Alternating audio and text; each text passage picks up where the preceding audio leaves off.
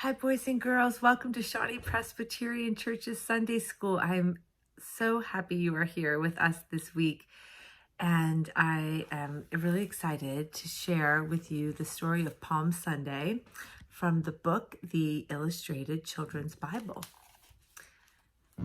Jesus enters Jerusalem.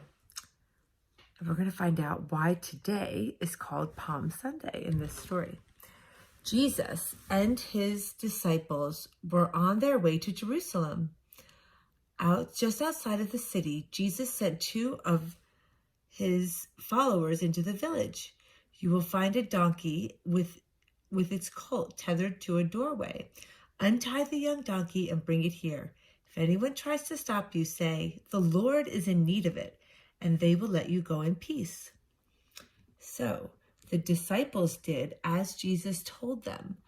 Returning with the little colt, they put their cloaks on its back to act as a saddle.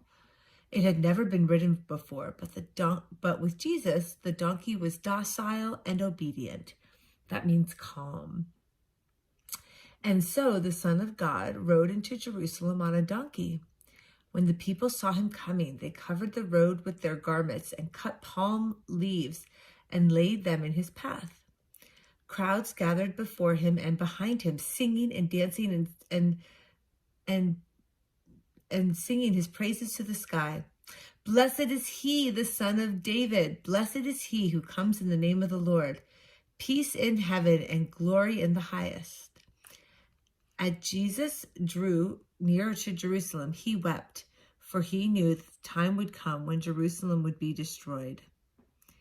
Jesus and his followers passed through the gate and into the city to make their way towards the temple. The people of Jerusalem stared in amazement to see such a procession. "Who is this man?" they asked. "Why is he being honored in this way?" "That is Jesus," the disciples answered. "He is the great prophet from Nazareth in Galilee."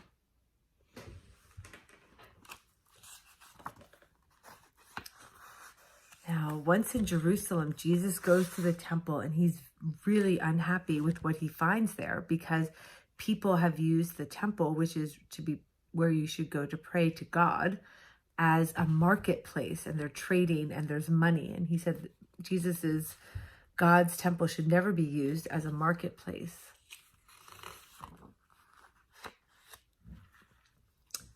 Judas plots to betray Jesus. Meanwhile, the priests, scribes, and elders, who were members of the Jewish council, the Sanhedrin, assembled at the house of Caiaphas, the highest priest. They were looking for an excuse to arrest Jesus and execute him, for they were afraid of his influence with the people. Judas, one of Jesus' disciples, went to them in secret and discussed with them how he might betray Jesus. "What will you give me if I deliver Jesus into your hands?" he asked. 30 pieces of silver. Judas agreed to this, and Caiaphas counted the 30 coins into his hand one by one. From then on, Judas never left Jesus' side, watching and waiting for his opportunity to hand him over to the Jewish council. It's really sad what Judas does, isn't it?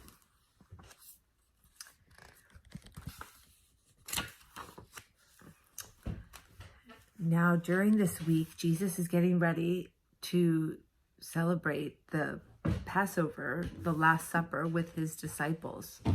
Let's see what happens on this night. Jesus and his disciples were reclining at their Passover meal.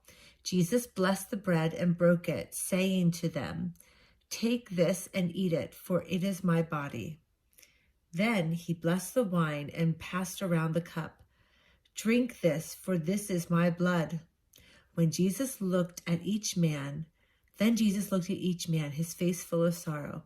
"One of you sitting here will betray me."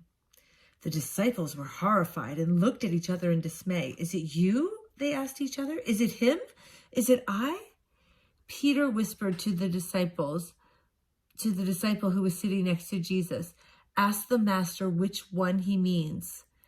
This disciple, whom Jesus loved dearly, leaned toward him and asked, "Lord, which one of us is it?" "The one to whom I shall give this bread," replies Jesus. Then he took a piece of bread from the loaf, dipped it in the dish in front of him, and handed it to Judas. "Do whatever you have to do," said Jesus, "but do it quickly." With a start, Judas got up from the table, left the room, and walked out into the night.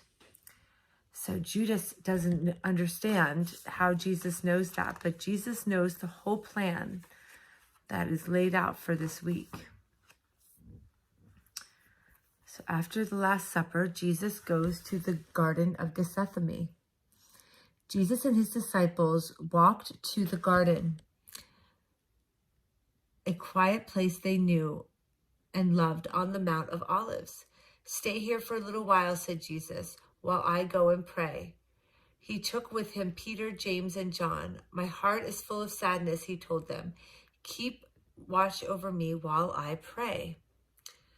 Jesus moved a little farther off, where he lay down in prayer, his face to the ground in agony and grief. "Father, please take this cup of suffering from me, but I will always obey you. Let your will, not mine, be done."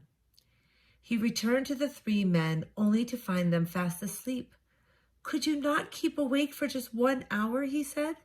"Please keep watch while I pray." Again he went away to pray, and again the disciples fell asleep, for their eyes were heavy. A third time this happened. Then Jesus said, "No matter, the hour has come. The traitor is here." Now, which disciple has he said, right? It was Judas. Let's see what happens. As he spoke, Judas arrived, followed by a large number of men sent by the high priest, all armed with swords and clubs and carrying burning torches. Judas went up to Jesus and kissed him. That was the prearranged signal. Immediately, 2 men seized Jesus and held him tightly. At once, Peter drew his sword and struck off the ear of one of the guards, but Jesus rebuked him. "Put away your sword, Peter. If I need protection, it is from my Father in heaven who will protect me." He touched the man, and at once his ear was healed. It was a miracle that Jesus was able to heal his ear. The part of this story that I find so sad is that Jesus knows what is going to happen, but he knows that it's God's will, and he's willing to sacrifice himself. Jesus was brought before Caiaphas, the high priest, and the council of Jewish leaders, the Sanhedrin. Determined to find him guilty, they questioned a number of men who'd been bribed to lie about Jesus, but none could produce a convincing evidence against the prisoner. Eventually, 2 came forward and swore they had heard Jesus say he would single-handedly destroy the temple, then magically rebuild it within days. "What do you say to this?" Caiaphas demanded.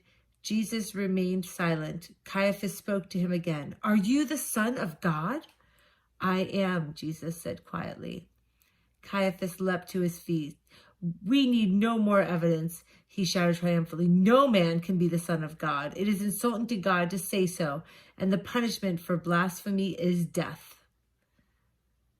The next morning, Jesus was bound and blindfolded and taken to Pontius Pilate, the Roman governor of Judea. Jesus before Pilate.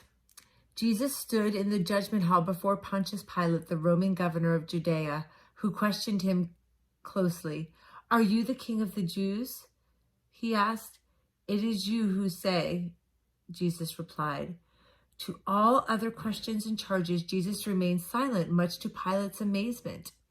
He could not find any fault with Jesus and thought the council had brought Jesus to him out of envy. It is the custom during Passover festival for one prisoner chosen by the people to be released. Pilate went out and asked the crowd who had gathered, Whom do you wish to be set free? Barabbas, the rebel and murderer, or Jesus Christ?" He thought that for this choice the people would ask for Jesus. But the chief priests and council determined that Jesus would die, persuaded the crowd to ask for Barabbas. Then said Pilate, "What shall I do with the king, with Jesus, who is called King of the Jews?" "Crucify him," came the cry. "Why, what has he done?" But the crowd only shouted louder, "Crucify him." The soldiers came and took Jesus to their quarters, where they stripped him, dressed him in a robe of purple, and placed on his head a crown of thorns. They knelt before him. "Hail, King of the Jews," they jeered, beating him and spitting at him. When they tired of this, they dressed him again in his own clothes, then led him away to be crucified. It's so sad what Jesus had to go through for us. It makes me very sad. The crucifixion. As Jesus was led away to be crucified, he was met by Simon of Cyrene. At once the guards seized Simon and forced him to help carry the cross. When they reached Calvary, one of the soldiers offered Jesus a drink of wine mixed with myrrh, but he turned away his head. Then he raised him up to the cross, placing him above the mocking inscription, "Jesus of Nazareth, King of the Jews." The guards threw lots for his clothes before sitting down to keep watch. As people passed to and fro, they taunted the man hanging from the cross. "If you are indeed the Son of God, why don't you save yourself?" They jeered. Then Jesus said, "Father, forgive them, for they know not what they are doing." When Jesus says this, I always remind myself that I should always offer forgiveness to people in my own life. If Jesus could forgive these people, then there's no one that I should not be able to forgive. It's such an important lesson that he's teaching us here. 2 robbers were crucified, one on either side of Jesus. One criminal hurled insults, but the other defended Jesus. Jesus said to the man, "Today you will be with me in paradise." So he's telling him, you're going to go to heaven with me. At noon, darkness fell on the land, a darkness which lasted until the 3rd hour of the afternoon. Then Jesus cried aloud, my God, why have you abandoned me?" Hearing this cry, one of the men standing at the foot of the cross ran to fetch a sponge soaked in vinegar, which he put on the end of the pole and held up to Jesus' lips. Jesus cried, "Father, into your hands I commend my spirit." And his head fell lifeless on his breast. At that moment, the curtain of the temple was ripped from top to bottom, and a tremor was felt in the very depths of the earth. One of the centurions who had been keeping guard said, "Truly, this man was the Son of God." And many of the people who were near began to feel afraid. At a little distance stood several women who had come with Jesus from Galilee, among them Mary his mother, Mary Magdalene, and Mary the mother of James. They had no fear and remained there where they were waiting. That evening, Joseph, a rich man, arrived. He was a member of the Jewish council and was one of Jesus' followers. He'd come to ask Pilate if he might take down the body from the cross. Pilate gave him permission, so Joseph, helped by a man called Nicodemus, anointed Jesus' body with myrrh and aloes and wrapped it in a sheet of clean linen, and they laid the body in an unused tomb cut into the rock. And here is where I'm going to end our story this week, because the next time that I read to you is going to be Easter Sunday morning, and there will be joyous news to share with you then. But as we go through this Holy Week, just ask you all to remember the sacrifices that Jesus made for us, and to remember how lucky we are that he is our Lord and Savior. I hope you all have a wonderful week. I hope you remember to be kind, friendly, and helpful. And I hope that you know that Jesus is always with us, always with you in your heart. At any time you need him, he's right there. You are never alone. Have a good week, boys and girls, and I'll see you next week for Easter Sunday.